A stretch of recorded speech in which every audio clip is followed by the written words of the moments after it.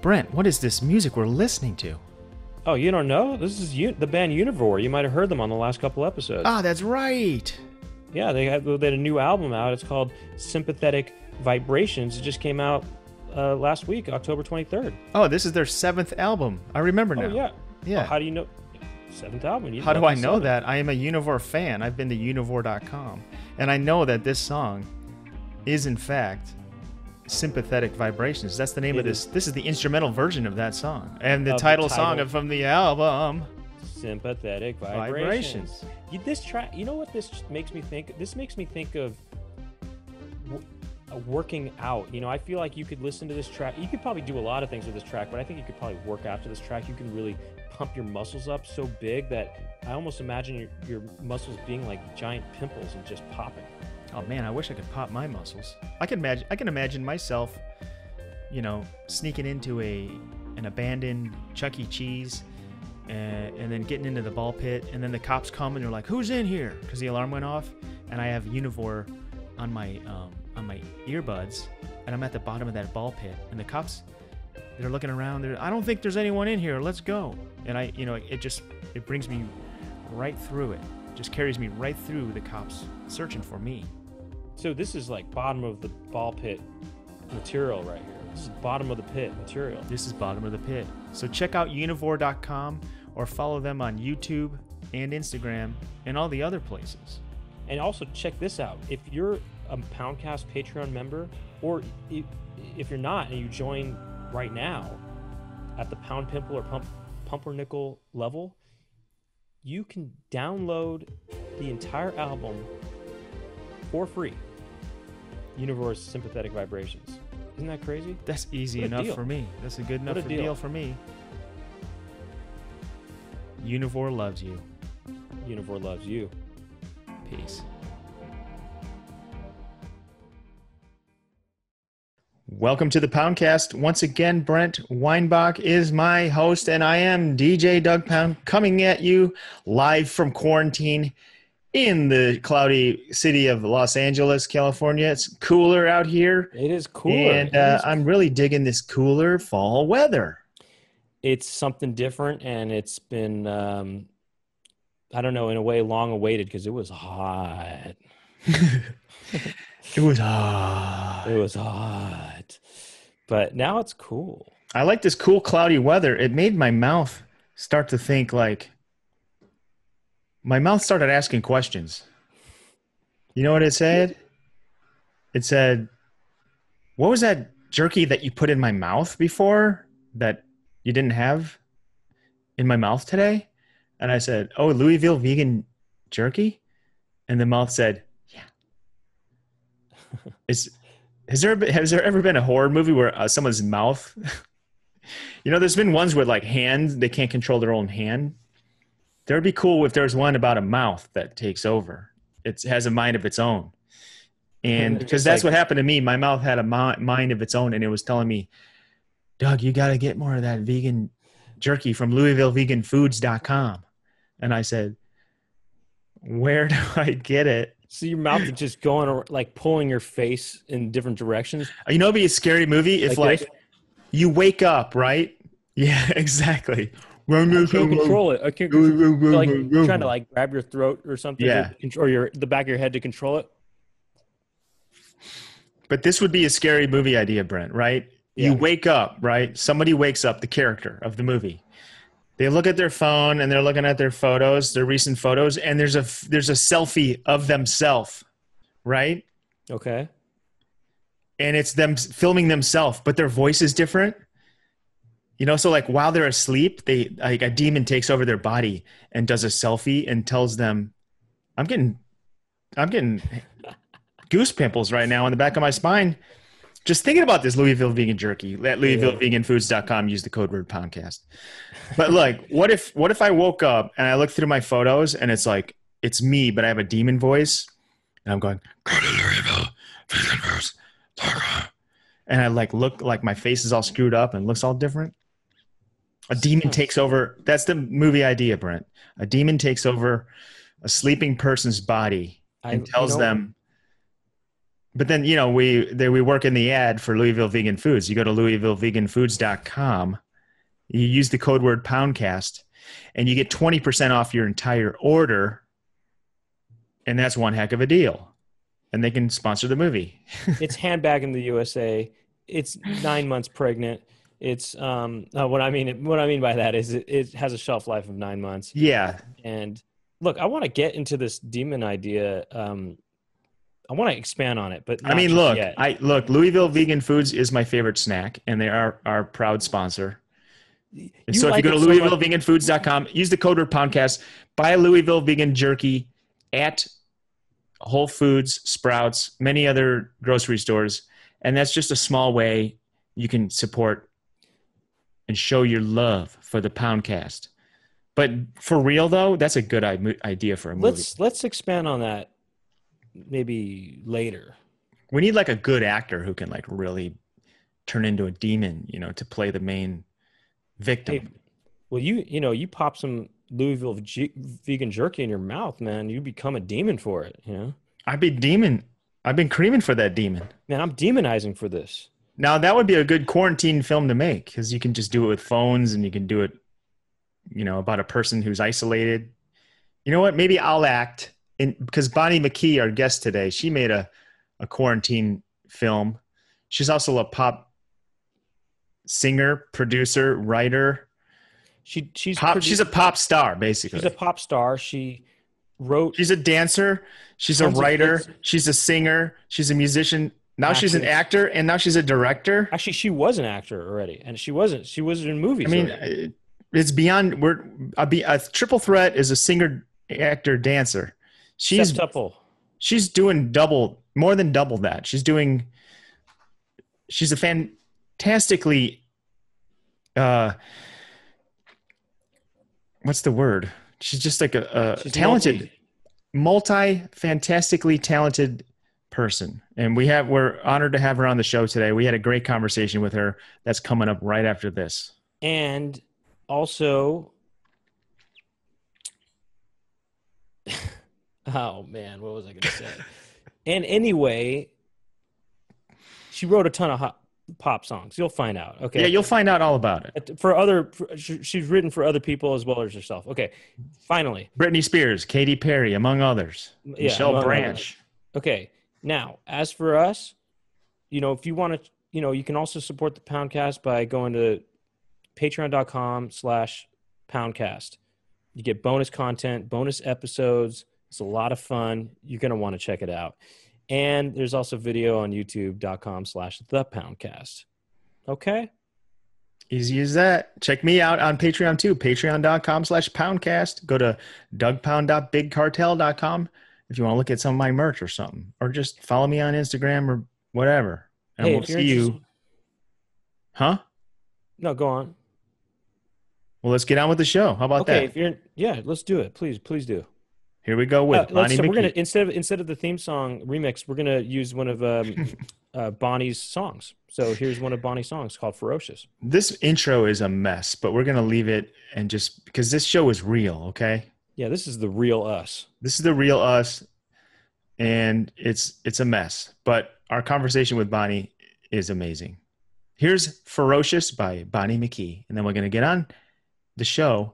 We're going to get on with it with an interview with Bonnie right after this. Roll the clip.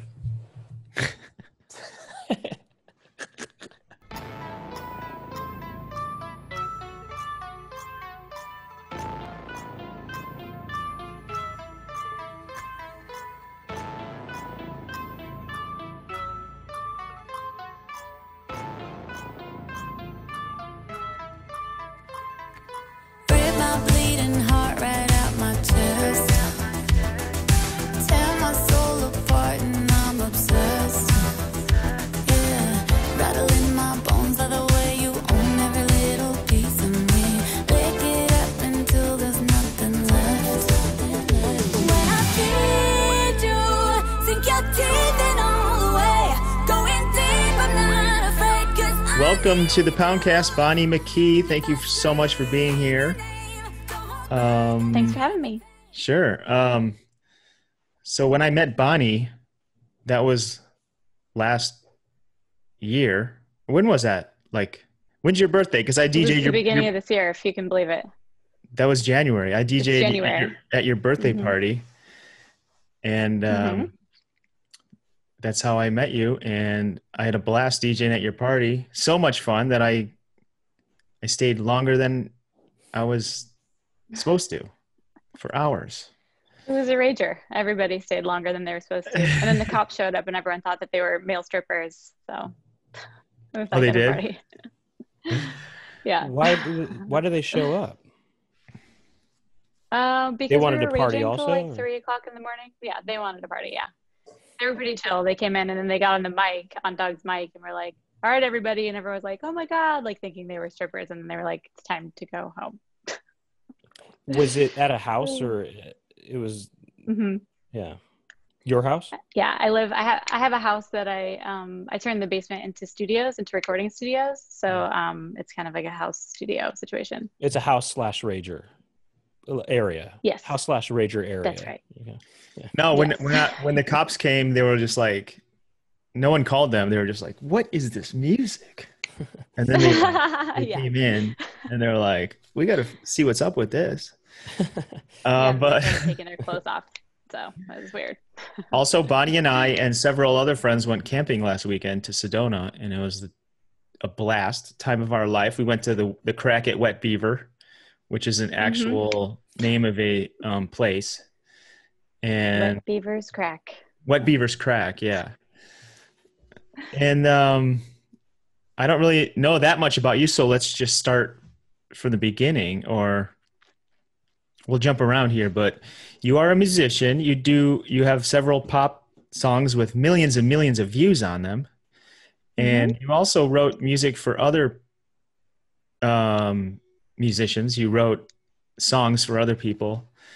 And you have a new film out, which I saw, which is awesome too. A new short Thank you. film. And okay, we'll start with the short film. What's it called for those who want to see it? Because it's on called- Vimeo.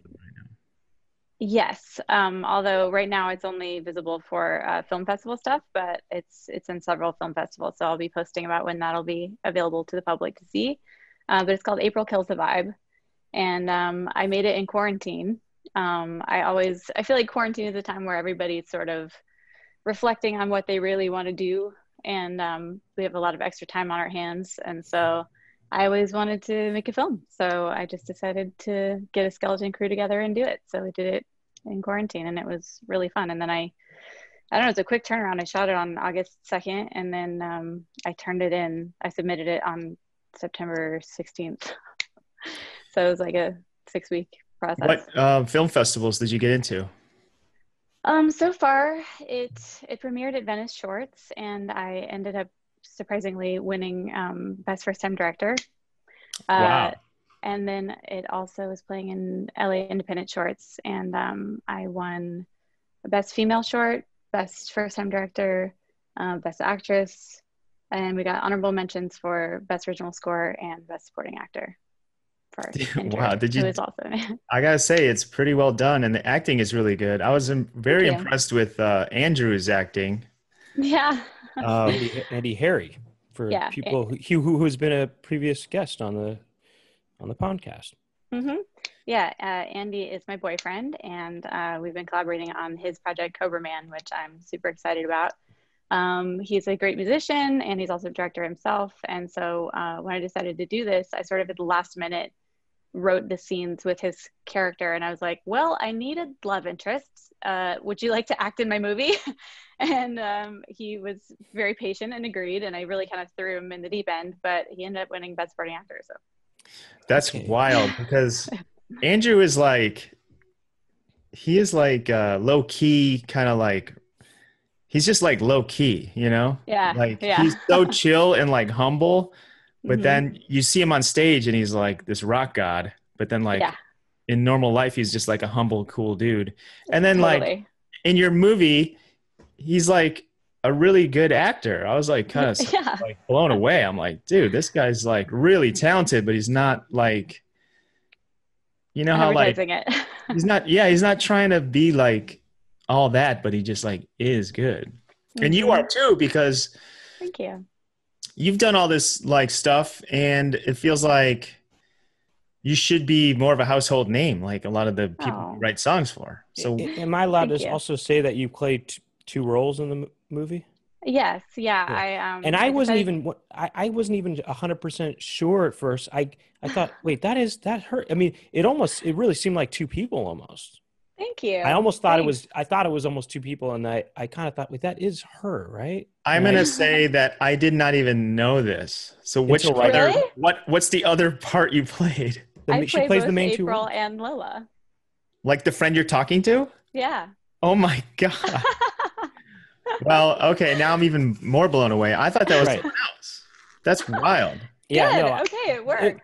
Wow. it does. It seems like two people. And I was like a little sure that it was two different people, but I mean, no, that it was the same person, but I was Hmm. more, I didn't think it at first. And it took me a second to think, I think that's the same person. And then the credits confirm that, Mhm. yeah, nice That's job. very Yeah. exciting to hear. Thank you. Yeah, I decided to play the two main characters. Um, because of quarantine, because I was worried about finding an actress that would be down, and also because just in the story. Okay, well, let's just get real. The story's pretty dark. It's about a time. I'm 8 years sober, and I was not always that way. And I had a lot of crazy nights drinking or whatever. And so the story takes place after a wild night out with a girlfriend, and I blacked out and was sexually assaulted. And so the next morning, I called my friend to ask her what had happened, and basically was met with a lot of slut shaming and accusatory words. So when I was writing it, I kind of realized that I have been on both sides of that. I've been the drunk friend that something bad happens to, and I've had lots of drunk friends that that's happened to. And it's confusing when everyone's fucked up, where it's just like, well, whose fault is it? Well, I'm not your babysitter. You're a grown ass woman. You got to take care of yourself. And so, and the more I started talking to my girlfriends about it, the more familiar I realized the story was. And so I decided to play both characters because I've been in both roles, you know? So it's an unfortunately familiar story for most girls. Um, so I kind of cut down on my drinking like very like hugely in the last like 4 months, and I love Hmm. it. And now I don't want to give away too much of like I mean of the story of the short, but was there like a rock bottom that you hit in order to now I have so many questions here. Okay. Did you go into an AA program or something like that 8 years ago when you decided to become sober? This story is actually should have been my rock bottom, and you know, alcoholism is a tricky disease because this was probably one of the worst things that ever happened to me in my drinking career. But that still was not the end. I did go to my first AA meeting that next morning on New Year's Day. So the whole story is based on truth, and but I ended up, you know, taking a break, and then experimenting, thinking that I could practice controlled drinking, and uh, turns out I couldn't. So that should have been my rock bottom, but it wasn't. I drank for several more years and just like tried to rein it in. And then finally was like, this is so exhausting. And it was just so much easier to be like that. I'm just allergic to that. And I can't do that anymore. And my life got a lot simpler and happier. And I can't Can, believe I did it for so long. can you tell the story? Sorry, Brent, you had a Go question? ahead. No, go ahead. Can you tell that story about like waking up in LA on the plane? Yeah, I one of my drunkalog stories. I got fucked up in New York City and got in a big fight with my brother and went on an emotional tear and did a bunch of coke, got really drunk, panicked, and then ended up. I woke up on an airplane at LAX and was like, well, I'm supposed to be in a session in New York City. I somehow, in my blackout, bought a plane ticket and just panicked and flew back to LA. And so yeah, got drunk in New York, woke up in LA, and that was another bottom where I was like, this is not really manageable. But still, it takes people a while to kind Did you of. have to fly back to New York? No, I just canceled it. I was just like, I called my boyfriend at the time and was like, I'm at LAX. I don't have any money. I don't know what happened. And he was like, are you okay? And I was like, I don't really know. But he came and picked me up and I just like canceled my session and said I was sick, Could which I maybe you was. could have got blackout drunk again at LAX and then Yes. wound up back at the session maybe I or mean, something who like that. knows where I Yeah, could end up, maybe I right? don't know. No, Maybe I'm I'll just wake kidding. up in Bali. Who knows? Do you know what that Um, session was that you missed? At the time I was really like not super established. I was like really just getting my foot in the door. So, it was like, I don't know, it was some kind of local New York, I think like reggaeton artist, but I don't remember his name, honestly. was your when you is the story was your boyfriend sober at the time too when you went that this film is based on? I that is how I ended up getting sober, was that my boyfriend got sober first and I was like, you're the one with the problem, like, but I still wanted to fight for my right to party. And through him getting sober was kind of what opened my eyes to like, oh wait, why am I fighting so hard to drink around someone that doesn't want me to drink around them? And it sort of made me realize like what a priority alcohol had become for me. And that kind of scared me. So at the time that this actually happened, it's a more complicated story, but ultimately my boyfriend being sober was what led me to the path of like, I should probably try that out for myself. Yeah. So as far as your music career, how did you, for those who are brand new to Bonnie, she does pop music. Mhm. And how did So you, pop, yeah. did you always do this type of music? And how did you get into this pop music thing? Well, I grew up, I was raised by television and I grew up watching MTV and listening to Michael Jackson and Madonna and Prince. And Same here. that was everything to me.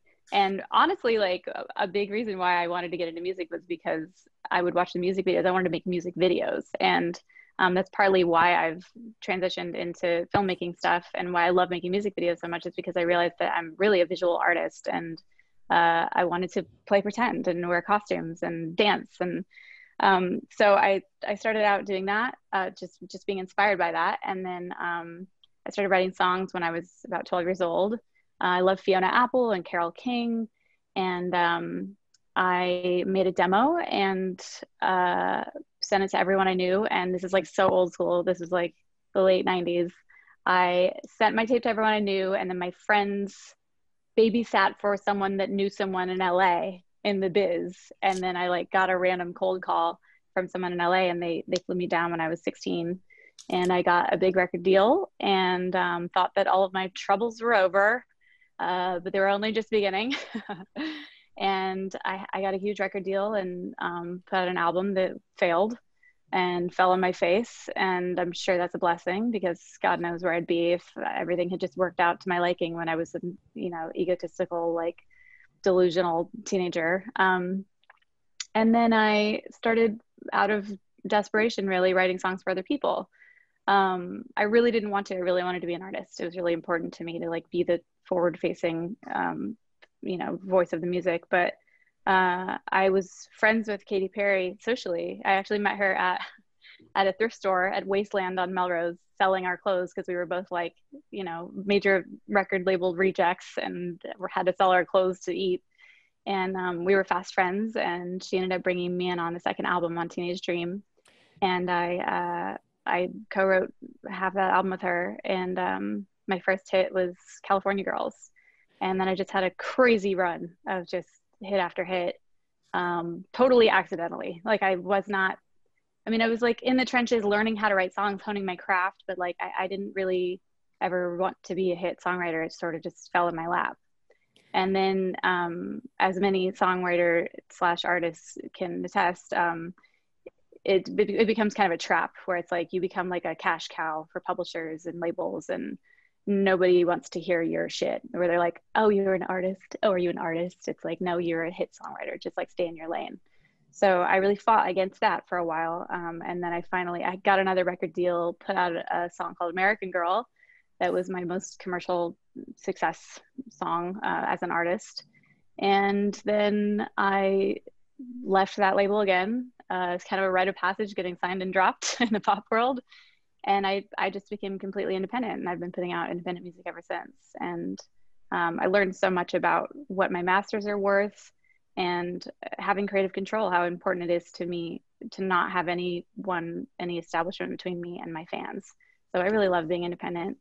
And then I just decided I wanted to make movies. So I'm just like kind of on to the next chapter. But I want to unpack that a little bit. Yeah, I got questions. So like that first tape, how did you, I mean, it sounded like you just dreamt it up and then all of a sudden made a tape. Like, what's the process there? You know, how do you start from scratch? Like, I'm sorry, real quick. Did you know an instrument, or were you in school band or anything like that? Yeah, I grew up in the choir. I was classically trained. I took piano lessons and voice lessons, and I was in a classical choir, and we like toured Europe when I was a kid, and it was like a competitive choir, and sang at the Vatican and all that kind of stuff. Whoa. Soprano? Yeah, I was a second soprano. And I love classical music, but it wasn't what I listened to. Like I said, I was raised on MTV. So first I made a demo of cover songs of like Jewel and Fiona Apple and Carole King. And my mom randomly knew Jonathan Poneman, who signed Nirvana and worked at Sub Pop. It's like the big label in Seattle that like did all the grunge acts. And you're from Seattle, just so. Yeah, I grew up in Seattle. Picture. Okay. Yeah.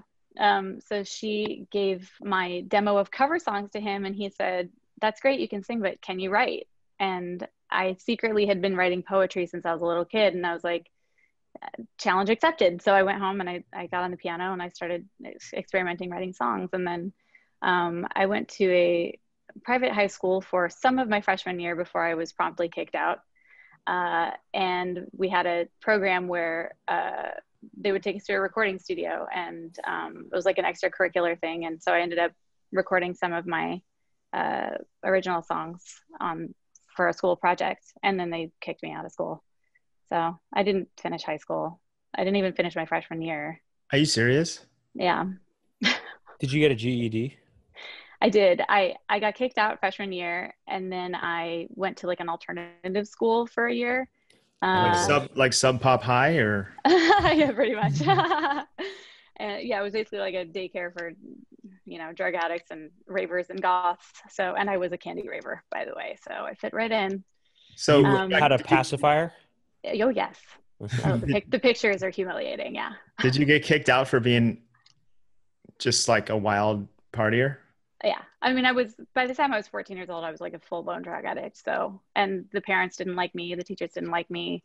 I was never there. So, and because it was like a private school that my brother had excelled at, it was like kind of an artsy private school.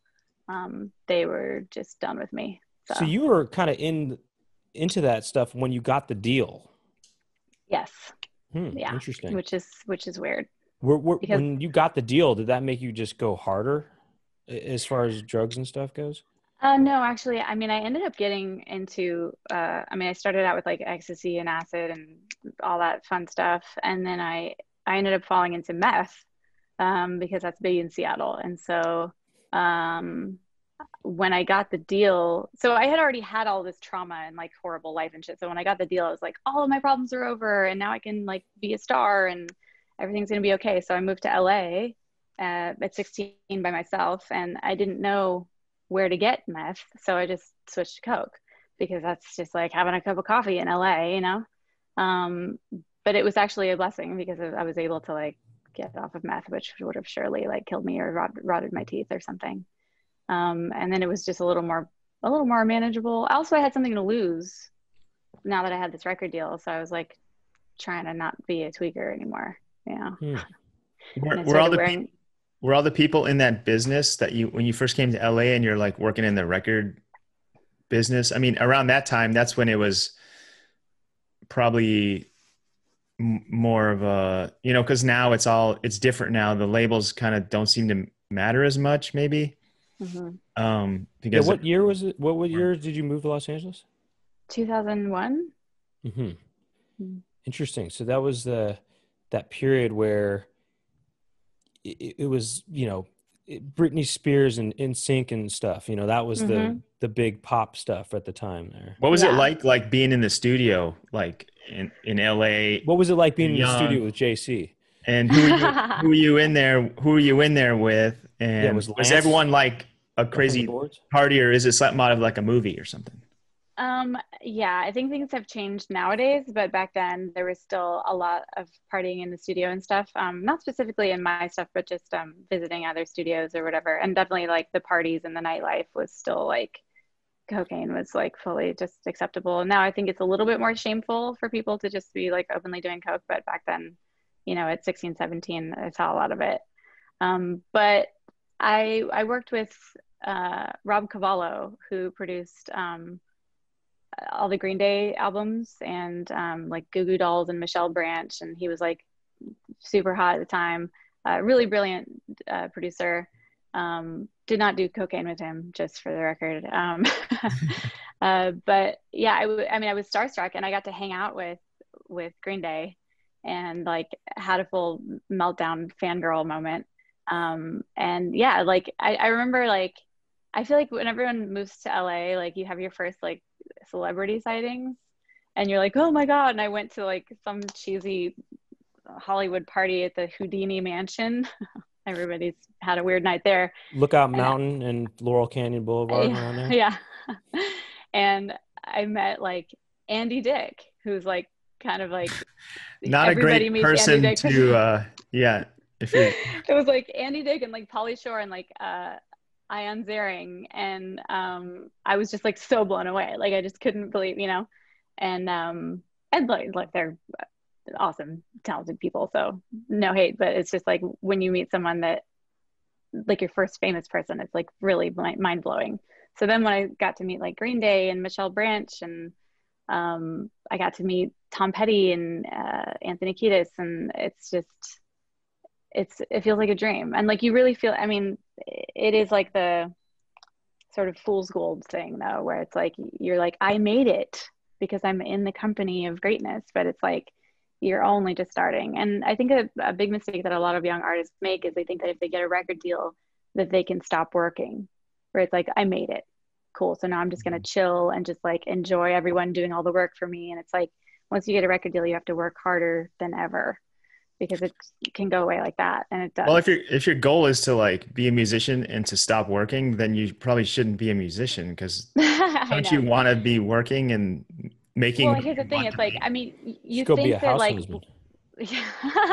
you think that getting a record deal means that like the big label and the suits are going to do all the work for you, is what I mean. Like where it's like, they're going to hand you songs, or they're going to figure out your image, or they're going to figure out, you know, but it's like, nobody cares as much as the artist does about the project. And so like, depending on other people to be creative for you is a big mistake. What was your image at that point, like in the 2001? What was your pop image at that time, and what was your musical style? You know, who would you compare it to? Look, the early 2000s were rough for everyone on a stylistic level. There go Andy. Oh, there he is. Andrew. I'm in my earbuds. I know. I'm just kidding. Andrew. It was embarrassing. My first album was very singer-songwriter-esque. Like it really didn't sound anything like the influences that I had. Like I really wanted to be Madonna, but I didn't know how to take what I did naturally, which was like very Carole King singer-songwriter, and like make that into a pop bop. So it was really like straight from my journal from being 14, 15, 16 of just being a teenage drug addict runaway, essentially. So it was pretty dark and emotional. And was it kind of pared down? Was it sort of just less instruments and just more? Yeah, it was just like very early 2000s pop rock kind of, you know. So what were the instrumentations, and did people like, come in and kind of like fill in? Like you had a song, kind of a basic sketch. Was there anything like that you could touch on that like a producer said, oh, we got to do this and that, and you were like, wow, that really like makes it into a song? Like, is there any tricks that you learned early on like that? Yeah, I mean, like one of the weird things about me is that I had written the whole album when I got signed. So everything was written when I was 14, 15 years old. So it's my first attempts at songwriting, and they're not that great. They're okay. They're impressive for a first timer, but just now that I'm a seasoned songwriter, I'm just like, what was I thinking? But Rob Cavallo, that's what a producer is for. So a producer comes in and kind of helps fill in the blanks and beef up the songs and help the artist with their vision. But I didn't really know what I wanted necessarily. So it kind of just was sort of the traditional thing that it sounded like it should be when I played it on the piano, which is like guitars and strings and drums, a little bit of synthesizer stuff. But I did have a say in it, and that was probably a mistake where like I have a song called A Voice That Carries that was like kind of swampy sounding. I wanted like frogs in the intro. I wanted it to sound, I wanted like harmonica and like, what the fuck? I don't know what I was thinking. I didn't know what the fuck I was doing. What was the look? What was your look? Oh, the look was awful. The look was early 2000s, denim skirt, like short denim mini skirt, and like big, I always had the red hair, like big kind of like MySpace looking hair where it was like super teased, way too much makeup. And the label really was, I was very like sexy. I always was that way. That was just like my personality since I was a little girl. I was always like, wanted to be pinup, and the label did not want that. They wanted me to be Michelle Branch. They wanted me in jeans and a t-shirt and sitting behind a piano. And I wanted to dance and take my clothes off. But I was a teenager and I was like jailbait. And so the CEO of Warner Brothers, Tom Wally, who was not happy with me, he paid me a lot of money. They signed me to a crazy, huge deal. And then they did not know what the fuck to do with me because I was out of control. And I was like way too sexy for my age. And the content of what I wanted to do was too mature and didn't really appeal to kids my age. Because nowadays, like Gen Z are all super emo and they're super into, sex and feelings, and, they're ready for that. But at the time it was like you said, it was like boy bands and Britney Spears and Christina Aguilera. There wasn't a whole lot of like substance. You're ahead of your time, music. basically. Yeah.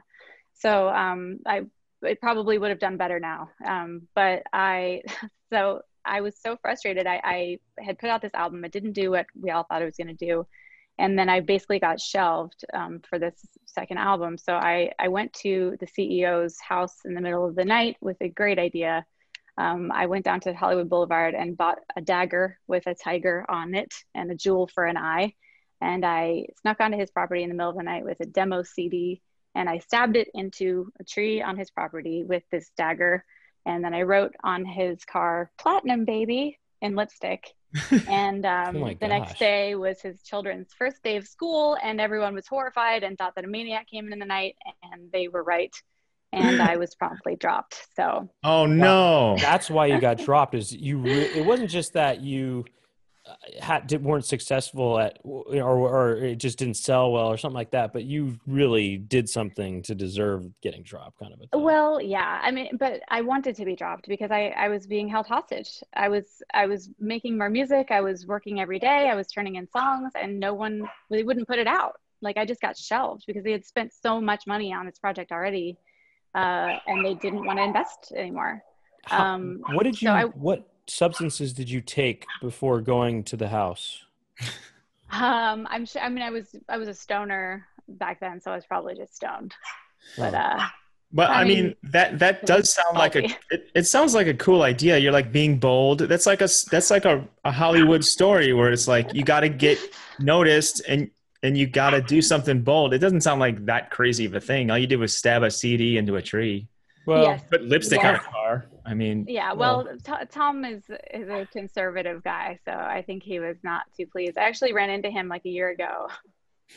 And he ran away or something. Well, I ran into him in an elevator. I was actually at his new label, like talking about possibly signing there, but I knew that he owned it, and I was like, I don't know. We kind of have some weird bad blood, and then I ran into him and I was like, "Hey," and he was like, "Hey, I'm just so happy to see all the success you've had." I was like, "Sorry about that whole dagger in the tree thing."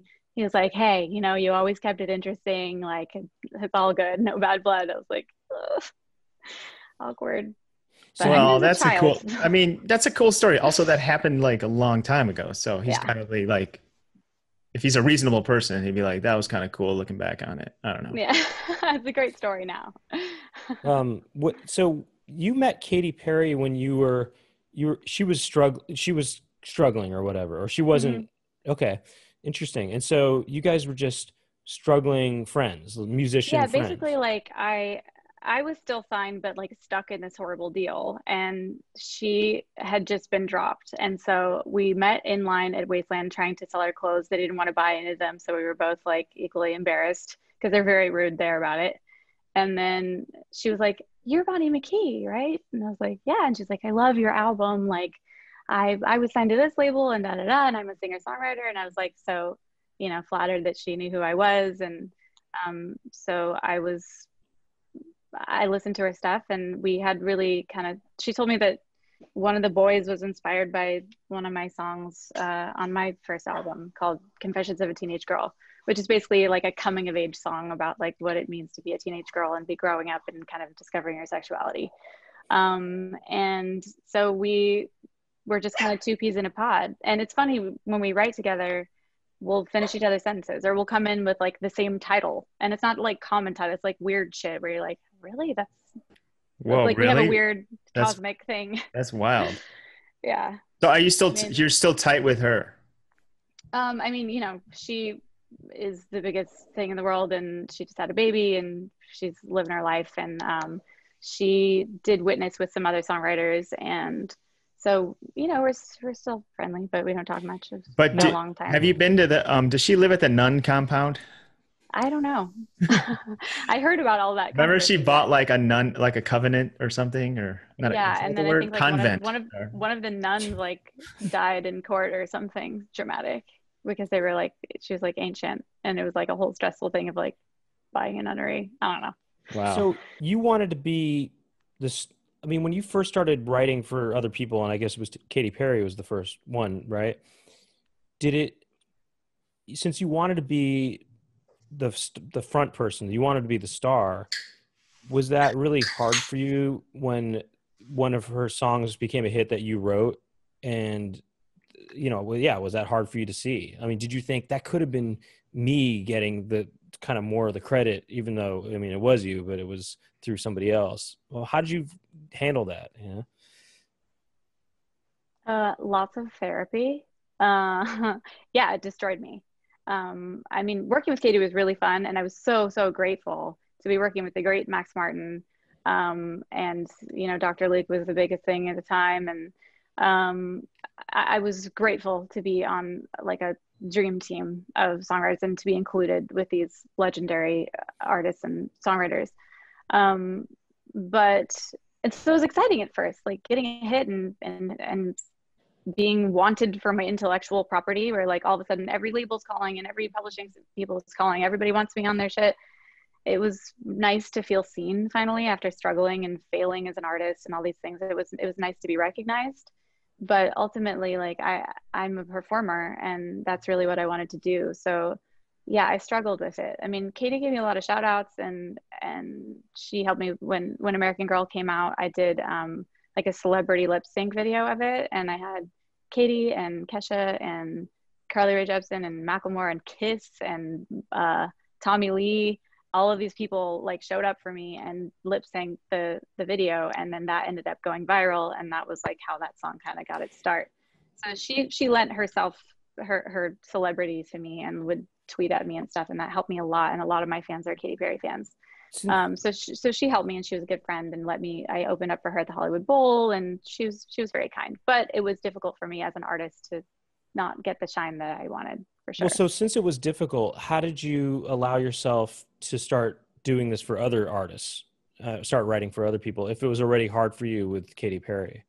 Well, I was simultaneously writing for Katy and Britney Spears and Tayo Cruz and Kelly Clarkson. And, it was like once I signed with Luke, it was like everyone wanted a piece of me. And so it was just nice to feel wanted. And so, I mean, and also money. Like I was just, Okay, so at I was getting, first, the difficulty, the emotional difficulty of it didn't really set in until a little bit after you had already started doing this a lot with other artists and stuff.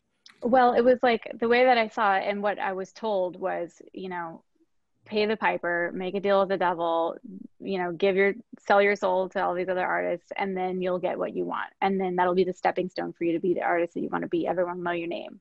And so I did that, but then I got stuck in the role of songwriter where nobody took me seriously as an artist. And that's something they don't tell you. And so I often warn artists, the young artists, when I meet them, if they're like, well, I'm just going to start with songwriting. And I'm like, be careful, because people will just only see you as that, Well, that's like the whole Hollywood industry. I mean, yeah, I've been trying to fight my way out of just being an editor for like 10 years now. Yeah. And, yeah. And it's it's funny because I was in a movie 15. randomly Sorry. called August Rush. I don't know if you've ever seen that little ditty. It's Carrie Russell and Robin Williams and Jonathan Rhys-Meyers and the little kid from Charlie and the Chocolate Factory. No, what is it? It's a film? Yeah. I don't know. I think it came out in like 2006 or something. What's it called? Chocolate Rush? It's called August Rush. But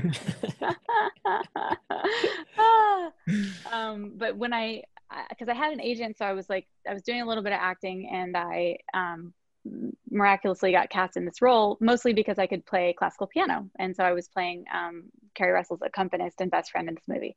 So when I got the part in the movie, I was like, I have to write a song for the soundtrack. So I wrote this song. This is before I became a hit songwriter, but I had a record deal and stuff.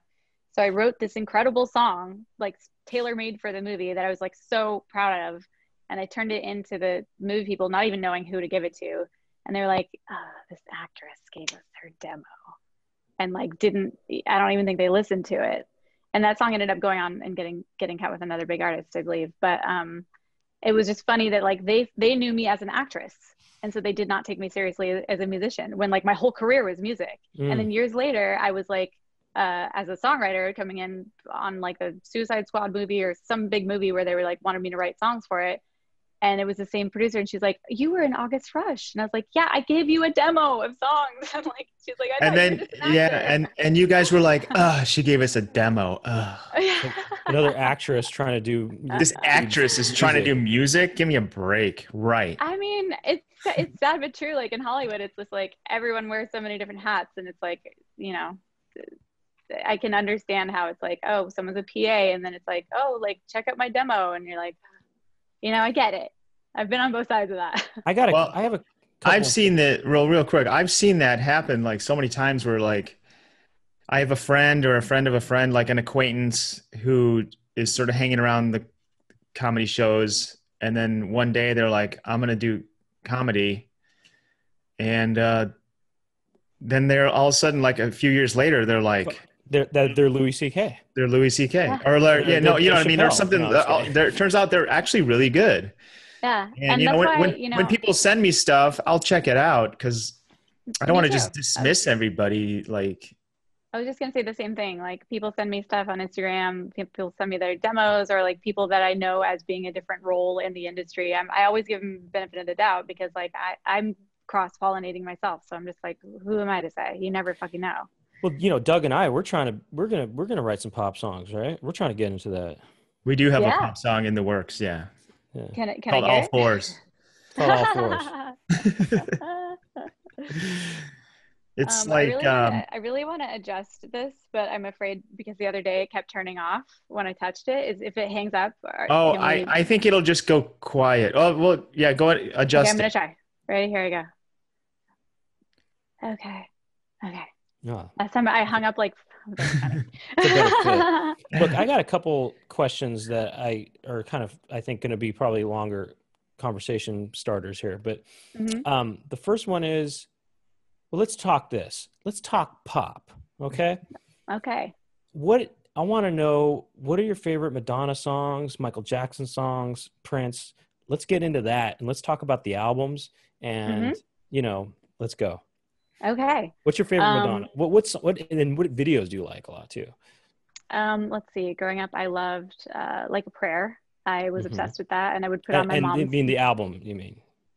Oh, or the I don't song? know. I was more, I mean, I grew up in a house where there wasn't a lot of, my parents didn't listen to modern music, obviously, as many people's parents don't. So So I just like, your I parents were survived off 7-inch single parent. They were singles. They didn't do yeah. albums. Sorry. Yes. Sorry. Yeah. So I mean, I just knew what I saw on MTV. So it was more just like the singles. That was what I was exposed to, you Oh, know? okay. So I loved like Prayer, like Virgin. Because Uh, by the way, Like a Prayer, that's probably one of my favorite Madonna albums. Because it has it's, "Oh Father" on there, which "Oh Father" yes, is my probably my favorite Madonna song, nice. and but it has some other good stuff. "Dear Jesse's" on there. Anyway, carry on. Hmm. I mean, Thriller, I think is probably my favorite album of all time. Uh-huh. Yeah. And everyone, you know, What's your I favorite have track? like, um, it's really hard to say. There's, uh, there's one that I always forget the name of. It's like the third song on the album, that nobody ever talks about. And then occasionally I would hear it out at a club and be like, oh my God, it's that song. Whatever, that's not a good story because I can't remember the name of it. What about okay? What's your what music video did you like from Madonna a lot? What was one that you thought, oh, I want to do that? Like a Prayer. Okay. Oh, so you like the okay, interesting. You thought, oh, I like I this. used to like put on my mom's black slip and like run around the house and like roll around and like my mom would be like, this is probably not appropriate, but and I loved like Virgin too. And then but I remember for some, and this is like very pornographic, but I loved Prince's song Cream. I just remember like watching the video and it was like two hot girls. It was like very pornographic, but I was just like mesmerized and like the lighting and the smoke and I mean, it's so sexy. The reason I'm kind of interested in this about you is because for looking at watching your music videos, I can see sort of Material Girl, Yeah. and stuff like that. Hmm. There's always a very striking visual element or something. Yeah, and like I love a dash of kitsch. I did a Yeah. zombie themed music video a few years ago. The bombastic video is like full weird science, like 80s jazzercise. I like to take it over the top, you know. Um, What's your favorite Michael Jackson move? oh God. I Here, mean, there's just can I something about the answer? way, Oh, yeah. real before we get off Madonna, I would just want to say my Madonna is like that first album, just Mm, called Madonna. We're talking Right. Lucky right. Star, Lucky Borderline, Hmm. Star, Holiday. Holiday. The Lucky Holiday. Star, I think, particularly like that. That was her first single, wasn't it? I thought The Just Lucky like the Star was her first sound one. of the bass and the drums, like the way that sounds is like. I wish they would make. I wish the sound of like music would. I wish that would come I back. know. You I know, know. Every time I hear like boppy 80s synthy shit, I'm just like, why did we get away from this? And you right? know, like or like I want to dance with somebody, like that, just the Yes. spirit of that kind of shit. That's my And I mean, I think Sue it's coming Studio by back a Phil little bit, but Collins. Do you know Sue Studio by Phil yes, Collins? I That you love played bass, it on our the camping sound of the trip. bass on that is just wild. I love It's Susudio. I see. I wish I was back in the '80s because I would really truly like to be a songwriter in the '80s. oh my God, I would And have maybe we killed could bring it it in the back. 80s. Let's bring it back. Let's bring back the '80s and let's like I write mean, songs. I often delve into that in my own stuff. That's kind of like my calling card is to have sort of 80s, you know, sounds and synthesizers and things, which is also why I love Cover Band so much because they're like kind of late 70s, early 80s disco, but then with like the grandiosity of sort of rock and roll, like classic rock stuff. So, How do you? Okay, this is the other question. How do you write a song? And I'm not just you in general, but you particularly. Do mhm. you think of a melody first and you just do that and then you build chords around that, or what? Or do you Yeah, think of lyrics that's a good first? question. I want to know this too. I used to just start with melodies and kind of like meander around. And then once songwriting became my job, I realized that I needed to come in every day with something. I was writing a song a day, sometimes two, three songs a day. And I had an epiphany where I realized that starting with a title makes my life easier. And then that opened up the whole world to me where everywhere I went, there were titles. And like I would listen to conversations in the grocery store or when I'm sitting on an airplane and just like there are titles everywhere. So I have a song list, a song title list, and it used to be a book that I would carry around with me everywhere, and then I lost it on an airplane and wanted to kill myself. So now I just keep it on my phone. But That's I have a song title right there. Lost it on an airplane.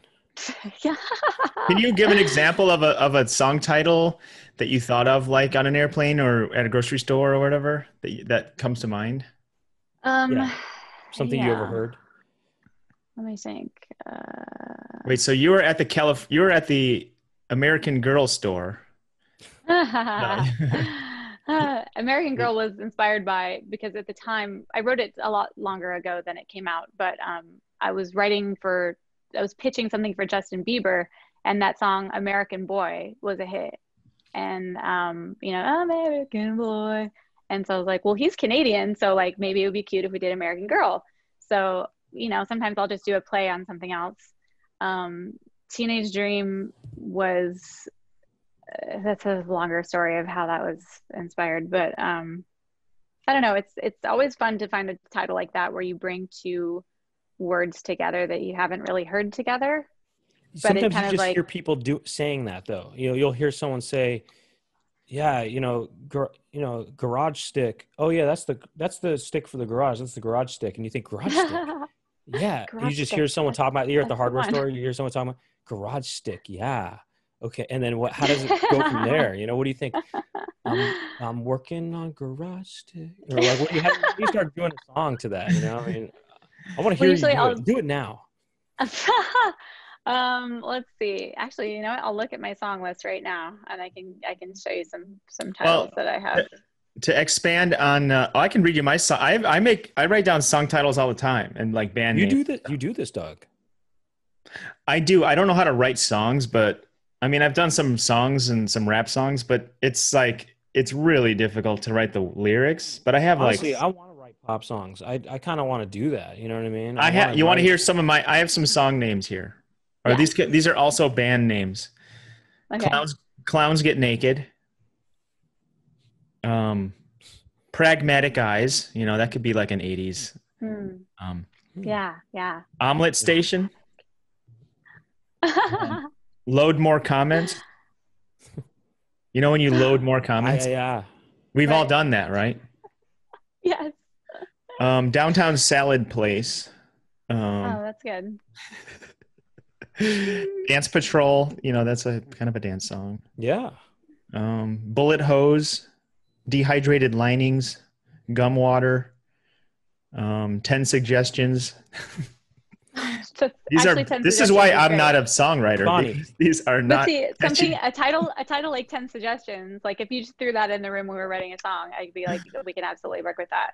I love songs that list things, and I like to have a pattern. Okay, well, there we go. I like 10 that. Suggestions, definitely. I mean, that actually, even in comedy, by the way, lists are an easy way to get a lot of mileage out of a joke. If you set up a joke that is a list thing, you can keep going with that. It's not just the setup punchline. It's a setup and then punchline.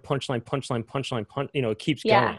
And so, you know what? Writing a pop song is exactly the same way. And ultimately, your chorus is the punchline. Right. So it's very similar. Where it's like you pick a theme, you pick a title, and then you like spin a story around that. Where it's like, let's say I wrote a song called Lawless, right? And then I was like, I'm gonna do like lonely cowboy stuff, and then I could talk about outlaw. I could talk about being in the desert, being wanted dead or alive. Like it's like kind of theme party a lot of times when it comes to pop stuff. I mean, it was in my like heyday, like theme party songs were what it was all about, and like Sia and Rihanna and all of these artists. It was like, or like, I don't know, it was kind of a golden era. I love a theme party song.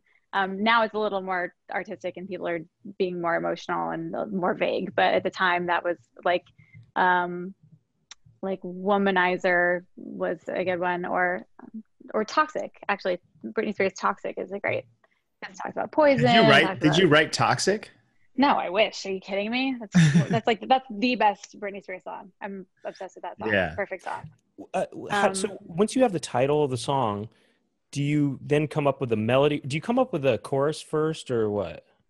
And it's just a melody or what? Or you do? The thing is, it's like sometimes I'll start with a chorus first, because if I have the title, then I'm like, well, probably the title is going to go in the chorus.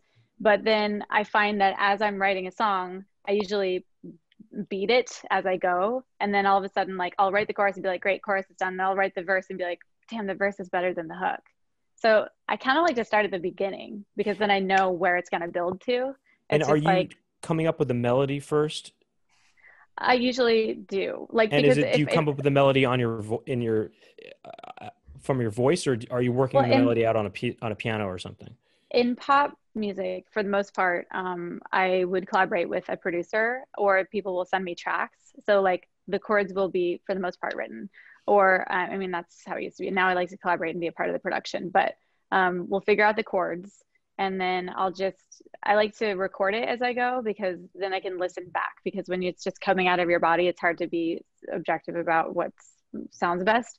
So I'll just like mumble a bunch of random shit out and then listen back and pick out the best parts and sort of piece those together. Okay, let me get this straight. So you kind of starts with a title, maybe, and then you get a producer creates a backing track with chords only, right?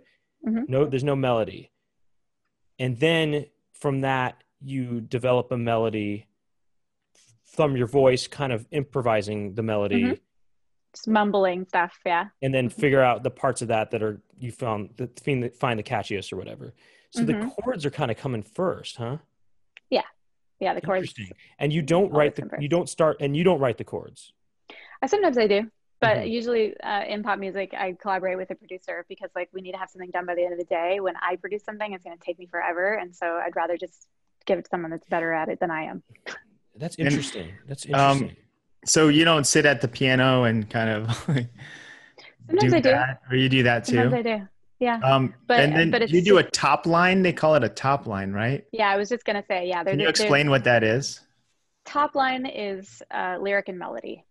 So a producer will come in with chords and beats and like a track done, and then in the pop writing factory, top liners come in and then like put the song on top of it and make it work. And then we may adjust things to make it fit with the melody or whatever. But for the most part, I had to learn, which was difficult to do because I started out writing on piano and having control of the chords. And so someone giving me this little box and like, you have to find something original that's never been done and put it on top of this is a challenge. But that's what I like about pop music, is that it's like a little Rubik's Cube, you know, and you have to get creative and to make something that's familiar, but unique. And also that sings well phonetically. Do you have to write are you in charge of lyrics too? Yes. Oh, so okay. Is usually the songwriter in charge of the melody and the lyrics? It depends on the producer. I mean, a top liner is considered someone that does melody and lyric. But there are some people that come in and just only write lyrics. And then there's some people that are usually like when you put a room together of songwriters to write a song, like as a publisher, whatever, a publisher will say, okay, this person's strength is melody, this person's strength is production, this person's strength is lyrics. So we're going to put those people together, because sometimes I'll get in a room and it'll be like 3 lyricists sitting there and we're like, okay, well, and so then it's like, all right, well, who's the best at melody, you know? So it's important to know people's strengths. Do you think there's a lot of like speed dating of like just working with a million people and then being like, okay, you're good at this, you're good at that. And you can kind of build a team to write the best song. Do you feel you're better at one or the other, lyrics or melody? I'm known for my lyrics, but I think honestly, after doing this for so long, I've gotten really great at melody. And honestly, I think I was great with melody to begin with, but I was told by a lot of successful people in the beginning that wanted to put me in my place that I didn't know anything about melody. And so I believed that for a long time. And then once I kind of got out of that camp, I was like, wait, I'm great at melody, and that's bullshit. And have you ever met Simon Cowell? No, but I would love to. You never tried out for American Idol or anything? No, I was already signed by the time that happened, so I wasn't able to. But I had this thing where I was obsessed with American Idol, and then I started dreaming about it, and I was on the show in my dream, and then every night of the week, like my dream would start over and like someone would get voted off, and it was amazing. But there was always like a sexual component with Simon Cowell, where there was like really where I was gonna like be his favorite, and I was gonna like, you know, seduce him into letting me win or something. So, what's up with Dr. Luke. I have a question about Dr. Luke. Okay. There's these several producers that are like these golden producers, or I don't know what you call them. Like, you know, hmm they have the magic touch. What's his magic touch? Luke is he's a great musician, first and foremost. He used to be the leader of the band on SNL. So he's like a really well trained guitarist and Oh, I didn't know that. yeah, he's a great, and a lot of producers honestly these days don't play instruments at all. A lot of them just play computers, which is an instrument in itself, but he has a lot of experience with actual like musical instruments. And he has great instincts about melody. He's really great with melody. He came up under Max Martin, who is the godfather of pop.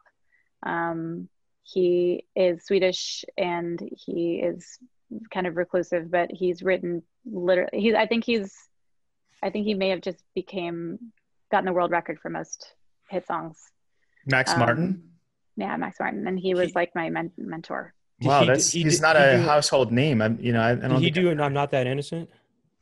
Yeah, he did. Right. His first hits were with Ace of Base Uh-huh.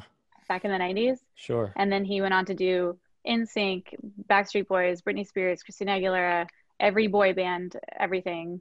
Kelly Clarkson, he wrote Since You've Been Gone, Avril Lavigne, Rihanna, Katy Perry, Kesha, like literally Ariana Grande. Like Max Martin is the guy that's done it all. And I was lucky enough to train under him. So he taught me everything I know. And that's why I can confidently say that I'm good at melodies today, was because I went through like Swedish boot camp with Max Martin. What are some of the, I don't know, songwriting 101 things you might learn from Max Martin? The biggest thing that I learned about songwriting was about symmetry, and that it is rather mathematical. There is a formula, and that doesn't mean that everything sounds the same. It just means that you know how to hit the emotional strings that connect people and feel familiar. But symmetry, in the same way that like the things that we consider beautiful in the human face, it's about symmetry. And the human brain likes symmetry. So keeping a melody symmetrical makes it easier to sing along with. The goal is to want your audience to be able to sing along with the chorus by the second time they hear the chorus in the song. How do you explain symmetry in music? It is. Let me guess. Is it, if the melody goes up, then it goes back down? Would that work? Or since it's linear? No, symmetry is like it's about like repetition. Oh. So if you do a melody for the first verse, then you keep it exactly the same for the second verse. Every rhythm, every note, because like when your verses don't match, then no one can sing along in the second verse. Okay, so symmetry as far as things just repeating and being very precisely the same each time. Mm-hmm. Okay. And it can be very unique as long as you repeat it. And then also starting each part on a different beat. Like if you start your verse on the 1 beat, then your pre-chorus should have a pickup or start on the 2, so that each section feels like its own fresh feeling. Instead of just like, if everything starts on the 1, then it starts to feel like, boring. So like to keep people engaged, you have to have each section of the song feel like its own thing. And each part of the song should feel like a hook. I think a lot of people are like, oh, verses don't matter. Just make sure the chorus is big. But it's like, if you can get people hooked from the first note of the song, then you're on the right track, So every part of the song matters. What's the biggest song that you wrote? What was the all-time biggest hit? I think what's your number one hit? I think Roar was the biggest one. And who did that? Katy Perry. Katy, okay, yeah, I got it. Okay. We had it was the Hillary Clinton song for her running for presidency or whatever, which was like a huge honor and really cool. Mm-hmm. Obviously that didn't turn out how we all wanted it to, but it was still an honor. And Dynamite, randomly. I throw my hands up in the air sometimes saying, "Ayo." It's like Yeah, This is a it's like This is a Katy Perry song as well. no, that's No. Tayo Cruz. Oh, And okay. that's the song that I hear at every wedding, every bar mitzvah, every sporting event. Like that was a unexpected. I was like, this is the dumbest thing I've ever written, and then that ended up being the biggest song. When that plays, are you kind of like look around and like? Yeah, sometimes I'll be like, I wrote this. Everyone's like, yeah, right. But yeah. What do you think is the best? I mean, California Girls was a big one too. I don't know. It's bizarre to like go be in public and hear the words I wrote play on the radio. Still, do you get residuals for plays on songs you wrote? Mm-hmm. Yes. So it's big bucks. Candy, yeah. I mean, it's sad though because radio is really where the money's at, and streaming has taken over. So streaming really, you get a fraction of a penny for each stream. Okay, how does I have a couple questions before we've gone an hour, and we'll talk for a little bit more. But I have a couple questions. Go ahead, Brent. Just quickly, how does one get involved in songwriting? You know, if they want to do that, such as myself. Like the way that, right. Well, I think collaboration is key. Mm-hmm. Work with your friends, find other artists online that you respect or that are in the same kind of world that you're in, and just start creating and start. Well, what I mean is how do you start writing for pop artists? Right. Like, usually you don't have to have a publishing deal, but it's good to talk to publishers and labels. And now that there's the internet and you don't have to just like cold send a cassette tape to a record label, you can literally just befriend people online that are the publishers of the artists that you think you would be good for writing for, or the labels or whatever, and send in demos. I mean, there's a lot of labels and publishers that are like, we're taking demos, like send them on in, because they want to make money and they would love to take half of your publishing and, you know, put you in the rooms to be a cash cow. Do people do that, or do you think it's more people get involved because they somehow had an in somehow with, like, for example, I mean, you were friends with Katy Perry and that sort of wasn't like a way into songwriting, you know, is that more common, that kind of scenario, or is it, I mean, I think that what I had a weird introduction into the industry because I like won the lottery and got a huge record deal at 16 without knowing anybody. But for the most part, what I see is people building communities and like having crews and like finding people to collaborate with and putting shit out. So you like start out getting something to an artist that's not signed, that's not a huge artist, and throw it on SoundCloud or put it whatever. And then just start building a catalog of stuff that's kind of like examples of what you're capable of. And then hopefully something can kind of get some traction, whether it like goes viral on TikTok or you just put it on YouTube and people discover it. And then people like publishers and labels start sniffing around when things start making noise. But it's really a grind, like getting something to happen online, you know? Sure. Also just living in LA is pretty important.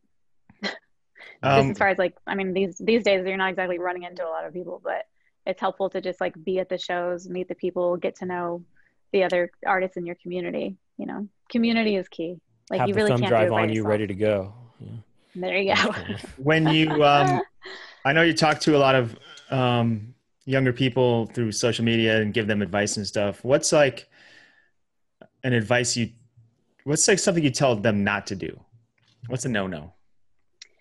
Don't be too precious with your songs. A lot of people will, you know, co-write a song with someone and be like, well, I wrote 60% of this and you really only wrote like 3 and he only really, it's just like split everything evenly. Unless you like wrote an entire song and someone came in and just tweaked it slightly, just split shit evenly. It's more important to keep your relationships intact than it is to keep your fucking 10% on a song that probably no one's ever going to hear. So it's really all about relationships and collaboration. Because also a lot of people, I know that when I first started, because I wrote everything myself, I was very like protective of my work. I didn't want any input. I didn't want, you know, you got to learn to take criticism and just open your mind. And because it's like, when someone's like, well, when you're writing something and you throw out an idea and someone's like, I don't really know, then it's easy to feel, you know, personally insulted. But it's like, remember to do what's best for the song and like leave your ego at the door. because if someone has a better idea than you, then great, you get to put your name on it too. So welcome all of the ideas and collaborate. I think the most important thing is to be easy to collaborate with. If there was one song that you wish you wrote, it's like a two-part question. What's your favorite song of all time, if you had to pick one? And if there's one song that you wish, like, oh man, that's like the ultimate song, I wish I wrote that song, that's like the perfect song, what would it be? That's really tough. I know it's I don't tough. know. Well, okay, anything within the top 10. You don't have to, it doesn't have to be like, this is the, what comes to mind? Well, anything come to mind. Like a prayer. I mean, yeah. I mean, if we are talking like modern music, because of all time, that's too all much. time. Oh, okay. How about from the 80s? Oh, okay, from the 80s. I think I don't know if this is from the 80s, but I mean, I love Bohemian Rhapsody. It's one of my favorite songs of all time. And that was like one of the songs that moved me to sit down at the piano and like start plucking it out, and where I heard it and was so emotional hearing it that I needed to like sit down and learn it on the piano. I mean, I think it's a masterpiece. I love that was also like everybody hated it when it first came out. And then like it aged well, you know? I heard that the label like was like, no radio is ever going to play this song. It's too long. It was like the first too longs. It was like the longest song ever. That was like a pop hit. I thought that was cool. They're like, nope, this is the single, run with it. They just didn't back down. And by the way, songs are getting shorter and shorter. I don't know if you've noticed that, but it used to be 3.5 minutes was like a standard song time. And now it's like 2.5 minutes. Sometimes they're 2. And it has to do with like people's short attention spans. And I know that when I'm like on Spotify's clicking around, I'm like, all right, I hear the first chorus and I'm like, next, like I get it because we all have ADD, but it's sad because like I love a bridge. I love a full story arc, you know? Yeah. But I'm going to keep making 3.5 minute songs. What's next for you, Bonnie? Are you moving fully into filmmaking, or are you still going to be a pop star? People want to know. Or a pop filmmaker. I want to do both, and I'd like to combine the two, actually. I mean, my dream is to be like a singing, dancing Tina Fey, you know? I want to write. Yeah, I want to write, I want to act, I want to direct, and I want to use music and the stuff that I do. So I'm dreaming up a couple of different projects that are kind of more music based. So yeah, I want to do it all. I'm working on, I wrote an album in quarantine, so I'm going to probably put that out early next year. And right now I'm just like doing the film festival circuit stuff, which is weird because it's all virtual and I have no idea what I'm doing, but it's kind of nice to be a rookie, you know? Like I mastered the music thing. I like won this rat race I never even intended to win with songwriting, and I'm just ready for a new challenge. So I'm excited to be the new kid on the block. And do you want to plug anything, your social medias, or, I mean, people could just look up Bonnie McKee probably. Yeah, it's just my name. I'm mostly active on Instagram and Twitter. I don't know how to use Facebook. I was always anti-Facebook, so don't bother with that. Ahead of your time. Also ahead of your time. Well, thank you for doing the Poundcast, Bonnie, and I look forward to our next camping adventure, which is coming up next week. Me too. Thank you so much. Yeah, and thanks for having being me. here. And I guess check out. Just come see me on the internet, and we'll say hi. Sounds good. Okay. Thank you, Bonnie. Thank you so much. Thanks, guys. See you later. Bye. Bye. All right. Well, thank you for listening to the Poundcast, and thank you to Bonnie McKee for being our guest today. And thank you to our sponsors, Louisville Vegan Jerky and Univore. And both of those out at their various places where they get checked out at. By the way, I didn't mention this on the last episode or whatever, but that the remix that Univore did for the Poundcast theme song, that was good. It's one of my favorites. It's really well, they're good. They're good. That's why they're sponsoring us, because we only have good sponsors. We got LouisvilleVeganFoods.com and Univore. Check out their new album. And So after this, we're gonna keep. What are we gonna do, Brent? We're gonna keep talking, right? We're gonna play one-on-one. That's right. Brent and I are gonna break down this episode, and we're just gonna talk about whatever we want when we go one-on-one after dark. I'm gonna one thing I'm gonna address is I don't know. I hope that something I said came off okay, but I'll talk about that in After Dark.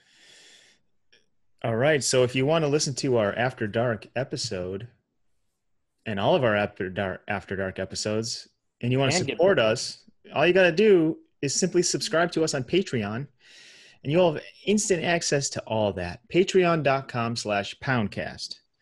That's all you got to do. Yeah. And also, if you want to follow us on things, well, first of all, you can rate and review the podcast on iTunes. You can also follow Doug on Instagram is Doug Pound with 2 G's. And I'm Brent Weinbach Comedy on Facebook and Instagram. And on Twitter, it's Brent Weinbach. And on Twitter, same thing with Doug, Brent Weinbach. And this is the content you can't go wrong with. Right. It's Doug Pound, once again, 2 G's. And also YouTube, Brent Weinbach as well. And Doug Pound on YouTube. That's right. Well. Yeah. That's where you find us. We would like to thank our Chloe interns. Bonilla. Yes, our interns. Chloe Bonilla, Jack Birch, who's El Bircho on his social media, L.Bircho on Instagram, and Nathan Pittman and Jackie Montana. So thank you to them for their help. Much appreciated. Thank you. And I think that's it. Brent, let's go after dark. In 3, 2, 1.